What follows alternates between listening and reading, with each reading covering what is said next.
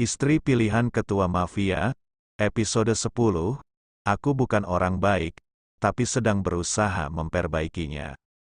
Diandra masuk ke ruang membawa masakan yang makan sudah dimasak olehnya dan diletakkan di atas meja. Sayang, makan dulu, ucap Diandra. Dia mengambil handphone di tangan Max, lalu meletakkan di atas meja. Max menatap ke depan. Diandra sudah masak makanan sehari-hari, sederhana tidak seperti makanan yang biasa Max makan. Aku harus makan makanan itu? Tanya Max. Diandra mengambil piring dan meletakkan di depan suaminya. Iya, memangnya kenapa? Tanya Diandra, dia duduk di dekat Max. Kau tahu standar makanan yang kumakan? Tanya Max. Diandra hanya diam, dia meletakkan nasi, lauk pauk dan sayuran di atas piring suaminya. Diandra mencium pipi Max, membuat laki-laki sangar itu menoleh ke arahnya. Biar makannya semakin enak dan bersemangat, bisik Diandra sambil mengedipkan matanya pada Max. Kau pandai merayu, pantas akhir-akhir ini aku belum menyiksamu lagi, sahut Max. Oh ya, padahal aku menunggu. Kupikir kau sudah lupa, jawab Diandra. Tangannya meletakkan jus jeruk untuk suaminya. Max mencengkram pipi Diandra dan menatap wajah cantiknya. Mana mungkin aku lupa, kau sudah sah menjadi budakku, ucap Max. Diandra hanya tersenyum. Max melepaskan tangannya dari pipi Diandra. Dia mengambil jus jeruk buatan wanita cantik itu. Kau harus sering makan jeruk. Ku dengar kau sering sariawan, ucap Diandra. Dari mana kau tahu?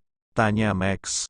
Aku istrimu, harus banyak yang aku tahu, jawab Diandra. Max menatap tajam Diandra, lalu meneguk jus jeruk itu sampai setengahnya.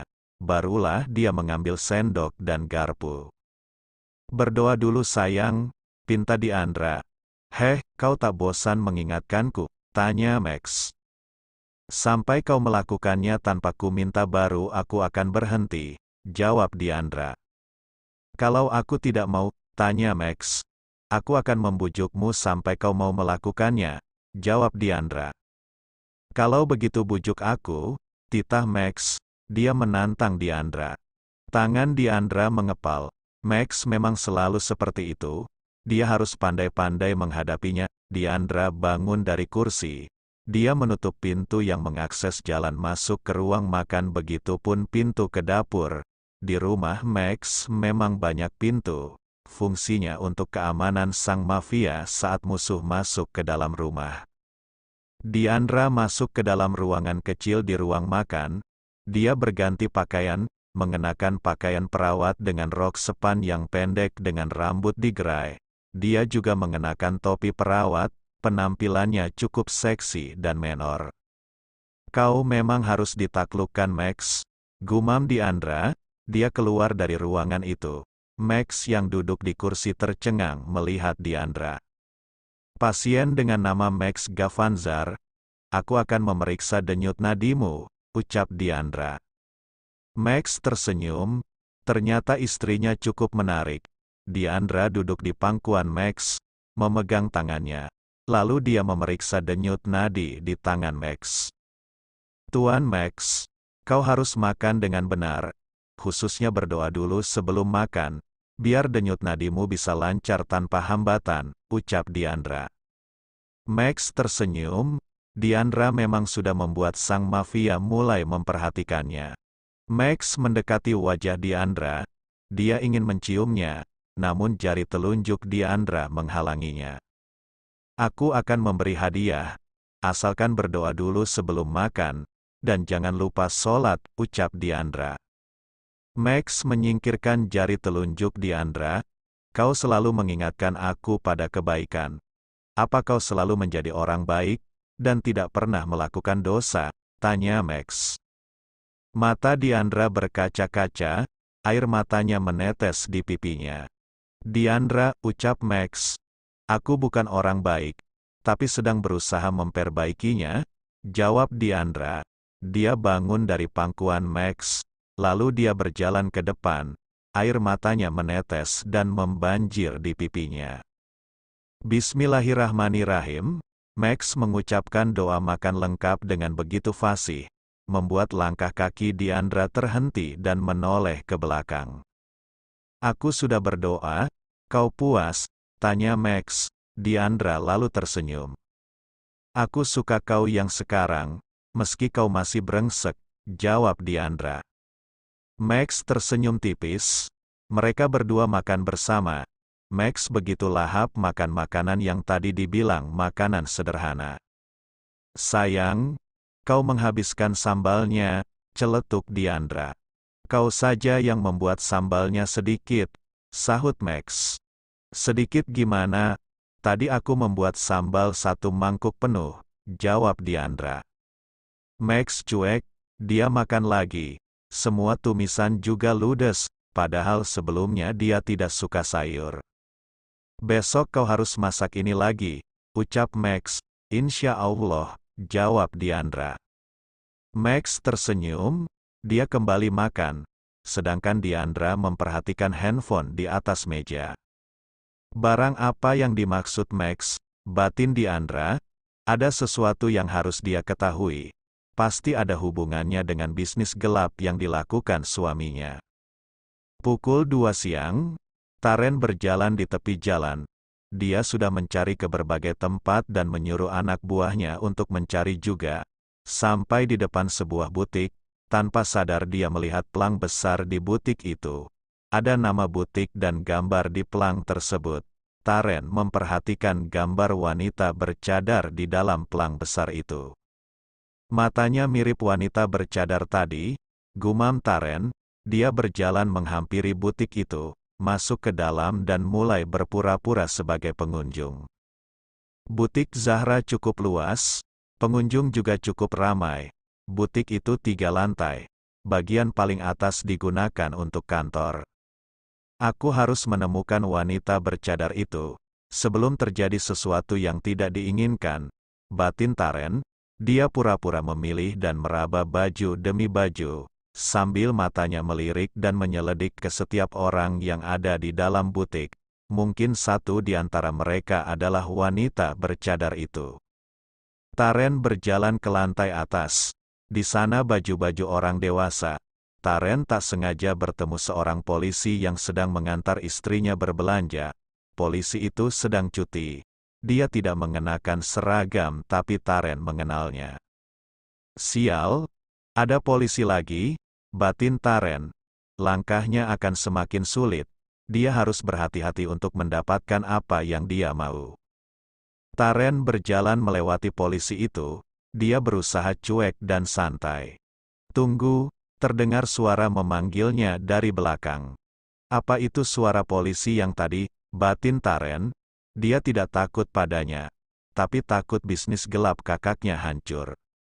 Ini punyamu? Tambahnya, Taren masih terdiam, dia belum berbalik. Sialan, apalagi yang ditemukan polisi itu? Batin Taren. Mau tak mau laki-laki tampan itu berbalik dan menghampiri polisi. Dia memasang wajah santai dan ramahnya. Iya pak, itu punyaku, jawab Taren. Ternyata dompet miliknya terjatuh. Semoga polisi itu tidak memeriksa dompetku, batin Taren. Jantungnya berdebar tak karuan. Dia berusaha tenang untuk menghindari kecurigaan polisi. Taren mengangkat tangannya ke udara, untuk meminta dompetnya kembali. Tunggu, aku harus memastikan ini dompetmu, ucapnya. Dek, Taren semakin terkejut. Memang tidak ada hal yang bersangkutan dengan bisnisnya, tapi ada identitas miliknya, termasuk hal pribadi yang disimpan dalam dompet itu. Polisi mau membuka dompet milik Taren, namun seseorang menghampirinya dan berbicara padanya. Pak Wisnu, ucap Diandra. Polisi itu menoleh ke arah Diandra. Diandra, sahutnya, sudah lama kita tidak bertemu. Bapak cuti, tanya Diandra. Iya, aku memang cuti untuk menemani istriku, jawabnya. Diandra, batin Taren, Dia lalu memperhatikan kakak iparnya seperti mengalihkan pembicaraan polisi. Dia tampak mengobrol dengan akrab, dan memilihkan baju untuk istri dari polisi itu, sampai polisi itu tak sadar saat Diandra menyenggol tangannya. Dompet terjatuh ke bawah, Diandra langsung mengambil dompet itu dan membuka isinya. Itu dompet milik anak muda yang berdiri di sana, ucapnya sambil menunjuk ke arah Taren yang masih berdiri di tempat. Iya, itu dompet saya, ujar Taren. Siapa namamu? Tanya Diandra, nama di kartu identitasnya berbeda dari nama aslinya. Denny Saputra Kak, jawab Taren. Diandra melihat nama di kartu identitasnya. Iya, sesuai dengan nama di sini, berarti ini dompetmu, sahut Diandra sambil memberikan dompet itu pada Taren. Makasih Kak, jawab Taren. Diandra mengangguk. Saya permisi dulu Pak, ucap Taren. Polisi itu mengangguk. Taren bergegas meninggalkan tempat itu. Dia kembali mencari wanita bercadar. Begitupun Diandra yang menyempatkan mengobrol sebentar dengan polisi itu. Bagaimana hidupmu setelah di luar? Tanyanya. Alhamdulillah baik Pak, aku banyak belajar, jawab Diandra. Jangan mengulangi kesalahanmu lagi, berbahagialah dengan hidup barumu, ucapnya. Iya, terima kasih Pak, jawab Diandra. Polisi itu pamit, kemudian meninggalkan Diandra. Dia kembali menemani istrinya berbelanja, sedangkan Diandra masih terdiam. Taren naik ke lantai 3, dia berganti pakaian dengan pakaian OB. Dia harus menemukan wanita bercadar itu sekalian mengambil jaket miliknya. Aku yakin dia ada di sini, batin Taren. Dia mendorong alat kebersihannya, tak sengaja melihat Humaira sedang mengobrol dengan seseorang. Kak, beberapa baju tidak laku. Apa yang harus kita lakukan pada baju itu? Beri potongan harga 50%, mungkin pembeli akan tertarik, jawab Humaira. Berarti kita tidak untung, jawabnya, lebih baik kembali modal daripada tidak untung, sahut Humaira. Mereka terlihat mengobrol di sofa. Taren berpura-pura membersihkan lantai dengan sapu, dia mengelilingi keduanya sambil menyapu. Kalau bajunya tetap tidak laku gimana? Berarti bajunya kita sedekahkan saja pada panti asuhan, atau siapa saja yang membutuhkan, jawab Humaira. Oke Kak, Humaira pamit, dia bangun dari sofa dan meninggalkan ruangan itu. Humaira berjalan menuju ruangannya, dia masuk ke dalam. Tiba-tiba seseorang membekap mulutnya dari belakang. Diamlah, aku ingin bertemu denganmu, bisik Taren. Humaira ketakutan. Dia tidak tahu siapa orang yang berdiri di belakangnya dan menutup mulutnya. Jantungnya berdebar tak karuan. Bersambung. Jangan lupa berikan komentar membangunnya ya. Maafkan juga jika masih banyak kekurangan dalam channel ini. Terima kasih semuanya. Love you sekebon. Semoga bisa menghibur teman-teman semua. Jangan lupa subscribe, like, dan bagikan.